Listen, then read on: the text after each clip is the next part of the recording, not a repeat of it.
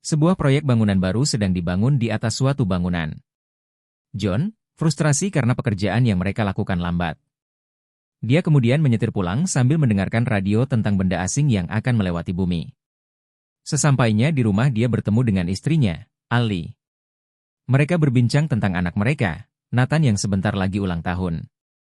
Nathan kemudian pulang dari sekolah dan senang bertemu dengan ayahnya.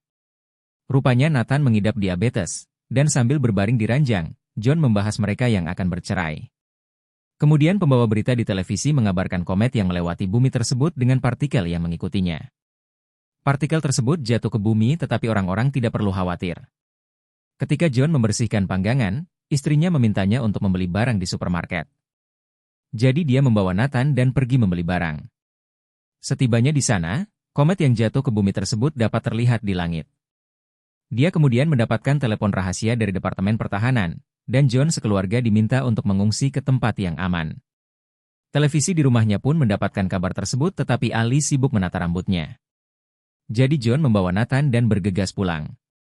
Setibanya di rumah, dia melihat banyak orang telah berkumpul untuk merayakan ulang tahun Nathan.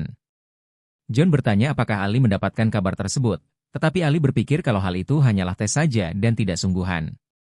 Tetapi John khawatir karena dia melihat banyak militer di udara. John dan Ali berkumpul dengan tamu dan melihat berita tentang komet itu, bersiap-siap menyambut komet yang jatuh di samudera. Mereka menghitung mundur bersama, dan ketika hitungan berakhir, air laut tetap tenang.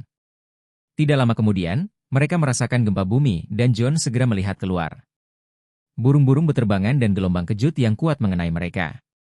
Salah satu pecahan komet itu jatuh di Florida dan dampaknya terasa hingga 1000 mil jauhnya. Kota tersebut hancur seketika, dan mereka berandai-andai apakah akan ada pecahan komet lain yang jatuh ke bumi. John kemudian mendapat pesan rahasia lagi, dan pesan itu ditayangkan di televisi. Dia mendapatkan tiket pesawat untuk kabur dari tempat itu, tetapi orang lain tidak mendapatkannya. Teman-teman mereka panik dan pergi dari sana, sementara John dan Ali mengemas barangnya, tidak lupa obat insulin bagi Nathan. Ketika mereka melakukan persiapan, Nathan melihat keluar dan langit menjadi merah terbakar. Mereka kemudian masuk ke mobil, tetapi teman John mendapat berita bahwa salah satu pecahan komet akan menyerang bumi dalam 2 hari, dan bertanya apakah hal itu benar. Tetangga yang lain pun memohon untuk mengajak mereka ke tempat pengungsian, tetapi John menolak karena meskipun mereka ikut dengannya, mereka tidak akan diizinkan masuk. Di dalam perjalanan mereka melihat orang-orang mulai merampas supermarket untuk menyimpan makanan. Mereka juga mendengar ada pecahan komet lain yang menyerang bumi, dan bahkan mungkin dapat menyebabkan kepunahan umat manusia. Ketika mereka tiba di pangkalan udara, banyak orang di depan yang meminta untuk masuk. John dan Ali menerobos massa untuk mencapai pintu gerbang. Di dalam mereka diberi gelang khusus untuk menandai mereka, dan memindahkan barang mereka ke tas yang lebih kecil. Tetapi mereka tidak dapat menemukan obat insulin Nathan, jadi John mengecek mobil mereka. Ali memberitahu salah satu petugas tentang John yang mencari obat untuk anaknya. Sayangnya dia kemudian melaporkan hal ini kepada atasannya, dan Nathan tidak boleh naik ke dalam pesawat itu karena dia sedang sakit. Ali mencoba beralasan supaya dia boleh tinggal di sana, tetapi dia dan Nathan diusir keluar dari pangkalan itu. Sementara itu, John kembali ke dalam dan naik ke pesawat sambil mencari keluarganya. Tetapi dia tidak dapat menemukan mereka. Salah satu pengungsi melihat obat insulinnya, dan dia berkata bahwa orang yang sakit tidak dapat naik ke pesawat ini. John menjadi panik dan mau turun mencari istri dan anaknya. Mendadak dia mendengar suara keributan. Orang-orang berhasil menerobos masuk dan menembaki militer. Salah satu peluru mengenai tangki bahan bakar pesawat yang dinaiki John, jadi dia menyuruh semua orang untuk keluar dari pesawat itu. Tidak lama kemudian, pesawat itu meledak, dan menyebabkan ledakan yang hebat. John kemudian bertanya kepada militer di sana apakah dia melihat istri dan anaknya. Tetapi mereka sudah sampai di mobil, berharap dapat bertemu John di sana. Apalagi kondisi Nathan semakin lama semakin memburuk. John kemudian juga tiba di mobilnya, dan dia melihat pesan bahwa mereka akan pergi ke rumah ayahnya. Dalam perjalanan menuju rumah ayahnya, dia mampir ke apotek untuk mencari insulin. Dia mengetes gula darah Nathan dan mau mengambil insulin. Tetapi di saat yang sama berandalan masuk ke dalam dan mulai membunuh mereka yang ada di dalam. Untungnya masih ada orang baik yang menyelamatkan Ali dan Nathan, bahkan bersedia mengantar mereka ke rumah ayahnya. Tetapi mereka menyimpan niat busuk. Mereka melempar Ali di jalan tol, kemudian mengambil gelangnya dan menculik Nathan. John mencari tumpangan dan bertemu dengan Colin yang bersedia mengantar dirinya. Orang-orang tersebut berencana untuk pergi ke Kanada, dan di sana mereka akan bertemu orang yang akan mengantar mereka ke tempat penampungan. Pemerintah telah mempersiapkan tempat penampungan di Greenland, jadi itulah tujuan mereka. Orang yang lain melihat gelang John dan meminta dia untuk memberikan gelang itu. John menolaknya, dan terjadi perkelahian di sana, menyebabkan truk yang mereka naiki menjadi oleng dan kemudian orang-orang yang ada di sana tumpah keluar. Perkelahian mereka berlanjut, dan John akhirnya membunuh orang itu. Colin pun juga terbunuh karena kecelakaan tersebut. Sementara itu, Ali berhasil mendapatkan tumpangan untuk mengejar Nathan. Sepasang suami istri kejam tersebut menggendong Nathan dan menunjukkan gelangnya kepada penjaga, tetapi Nathan berkata kalau mereka bukanlah orang tuanya. Jadi mereka pun diusir keluar, sementara Nathan boleh masuk ke dalam. Ali juga tiba di sana, dan dia mencari Nathan dari satu tempat ke tempat yang lain.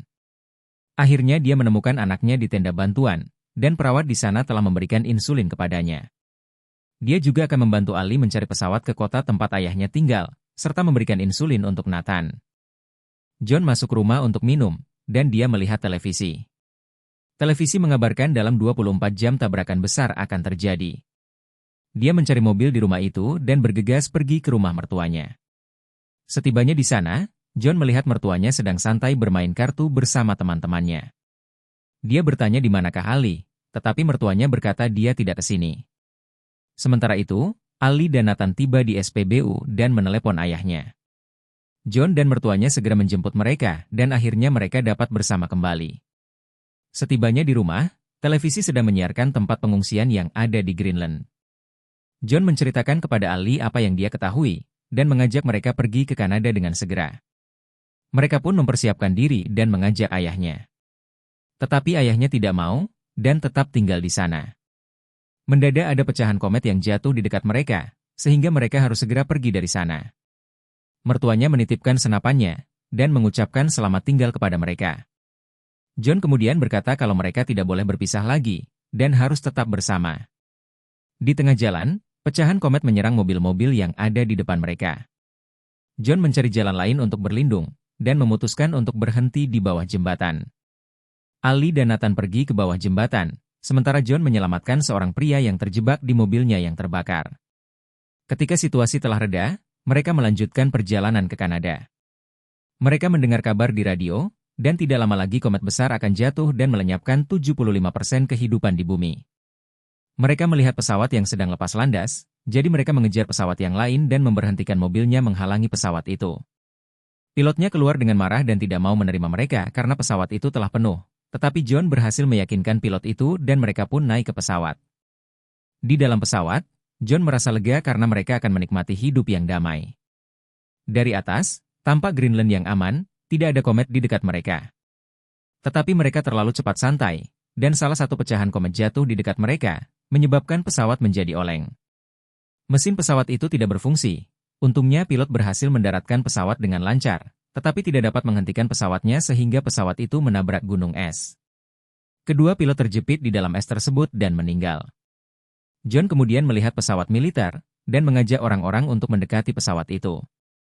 Sebuah truk melihat mereka, dan mengantar mereka ke tempat perlindungan. Ketika mereka tiba di sana, tampak pemandangan menyeramkan di langit, dan banyak komet akan jatuh ke bumi. Mereka segera berlari ke tempat yang lebih dalam. Mereka saling berpelukan sambil bersiap-siap akan dentuman yang terjadi, sambil mengenang hidup mereka di masa lalu yang penuh damai dan cinta. 9 bulan kemudian, tampak kota-kota telah hancur dan peradaban musnah. Siaran radio dikumandangkan untuk mencari orang-orang yang masih selamat, dan mereka pun membuka pintu bunker penampungan. Sudah 9 bulan lamanya mereka tidak melihat sinar matahari, dan itulah hari pertama mereka bisa merasakan dunia luar kembali. Siaran radio juga menangkap orang-orang yang masih selamat di belahan bumi lain, pertanda manusia belum sepenuhnya hilang dari muka bumi.